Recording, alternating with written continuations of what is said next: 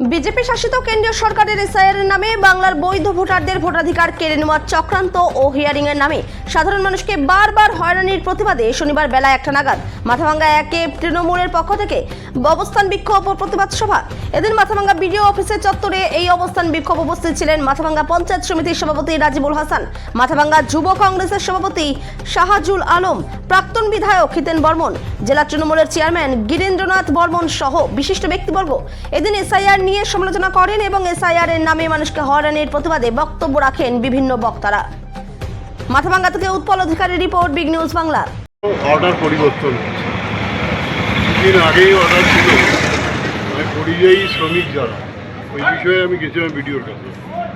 পরিযায়ী শ্রমিকদের অর্ডার ছিল পরিবারের একজন আসলেই হবে কাগজপত্র নিয়ে। এবারে আজকে পরিযায়ী শ্রমিক যারা আসে তাদেরকে ফেরত দিচ্ছে, আমাদের এই ধরনের কোনো অর্ডার এখনও আসে নাই। এই বিষয় নিয়ে আমি মন্ত্রী ডিএম সবাইকে ফোনাফোনি করলাম, ভিডিও কি বলে, ভিডিওকে বলা হয়েছে ভিডিও আপনার সঙ্গে ফোনে যোগাযোগ করবে।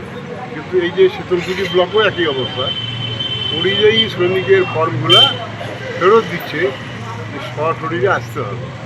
কিন্তু আগেই বলছিল ওদের পরিবারের যে কোনো একজন আসলেই হবে, কাগজপত্র তো নিয়ে আছে। এটাকে চূড়ান্ত হয়রানি 1 নম্বর। দ্বিতীয় নম্বর, এই নামগুলোকে বাদ দেওয়ার জন্য বিজেপিও কৌশলের চেষ্টা করছে। তারা 7 নম্বর ফর্মে যেটা জমা দিচ্ছে, ওই পরিযায়ী শ্রমিক তারা এখানে থাকে না, এখানে কোনো ন্যায় লোক ইয়ে করছে, এই সমস্ত হয়রানি হচ্ছে এবং তার নিচ থেকে সাধারণ মানুষের ভোটটাকে কাটার জন্য সর্বোপরি তারা চেষ্টা করছে। এর প্রতিবাদেই অবস্থান হচ্ছে, ডেপুটেশন হচ্ছে, বিভিন্ন রকম আন্দোলন হচ্ছে। এই আন্দোলন কি চলবে? হ্যাঁ, আন্দোলন তো 31 তারিখ পর্যন্ত হিয়ারিং আছে।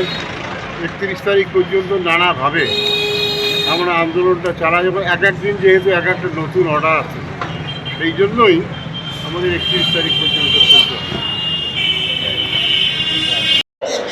নির্বাচন কমিশন ঘোষণা করল যে তাদের পরিবারের একজন লোক আসলেই হবে, কাগজপত্র ডকুমেন্ট যা আছে সেগুলো নিয়ে আসলেই হবে। আজকে দেখলাম প্রায় সমস্ত কাউন্টার থেকে নির্বাচন কমিশন থেকে অর্ডার না আসা পর্যন্ত আমরা কিছু বলতে পারবো না।